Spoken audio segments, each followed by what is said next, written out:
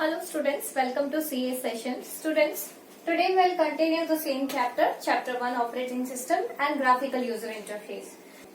Students, in previous video we studied about user interface.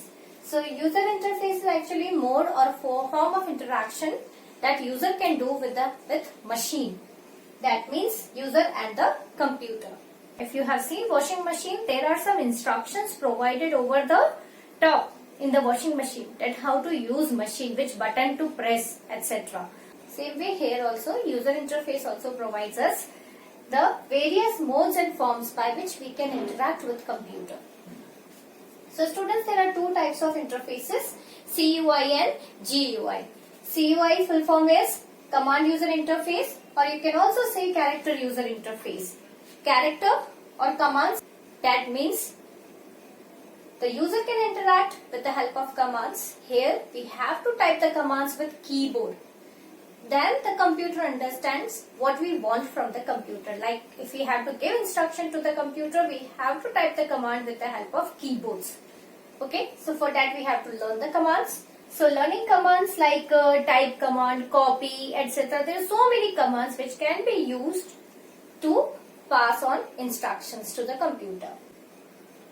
MS-DOS is the operating system which is based on the CUI. In MS-DOS, we have to type each and every command to give instruction to the computer. That means to use the computer. Now, graphical user interface, that is GUI, is another type of user interface. In this interface, we have to simply click. What we have to click? We have to click on icons, menus, buttons given over there on the operating system. Okay, so that is why it is graphics oriented. We have pictures, icons, so that we can click on it and we can use computer. So operating systems nowadays you might have seen Windows 7, Windows 8, Windows 10, even Linux also. They are all GUI based. You know very well by looking at these operating systems that how to use it. It's very simple to use these types of operating systems. You might have seen icons, menus, buttons, pictures over the screen. You can simply click or you can simply see it and you can understand that what actually that icon will do. Now students, we will discuss about advantages of GUI. That means graphical user interface. So as in graphical user interface based operating systems, we have icons, menus, buttons to simply click and drag. So it is very easy to use. For the beginners also it is very easy to use. Then it is easy to explore. Means simply you can go through the whole operating system, means whole computer, and you can find your way around the system. That means each and every command is graphical. Here you don't have to type the commands. Every command is in form of graphics. So you have to simply click or drag the graphics. Okay, and you can use the computer easily. We don't have to learn commands.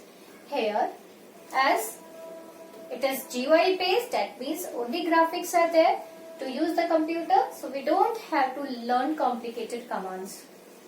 Then help system is also provided by the operating system related to GUI also. Anything we want to understand, we want to learn how to use, we can simply go through the help system. Now students, we will discuss about types of operating system. So first type of operating system is single user operating system. Single user operating, as you can see, single user, that means one user. So here computer will be having an operating system that will be or that can be simply supported by a single user at a time. Only one user can use it at a time. And example, that means MS-DOS. MS-DOS, you can see there will be a screen on which we have to type the command. It will be a single user operating system. Then Windows 3.1, Windows 95, etc. are the examples of single user operating system. Now multi-user operating system. As the name suggests, multiple users can use this operating system at a time. So, examples are Linux, Unix, Windows NT, Windows XP, Windows 7, Windows 8, Windows 10, Windows Vista, etc. The third type of operating system is multiprocessing operating system. This operating system supports more than one processors. We can connect many processors over here. There will be multiple processors. Many processors will be connected with the operating system. Examples: Linux, Unix, Windows NT, Windows XP, Windows 7, Windows 8, Windows 10, Windows Vista are the examples of multiple user operating system. So students, we will discuss few more types of operating system. Next one is multitasking operating system. Multitasking means this operating system will be capable of allowing multiple software processes.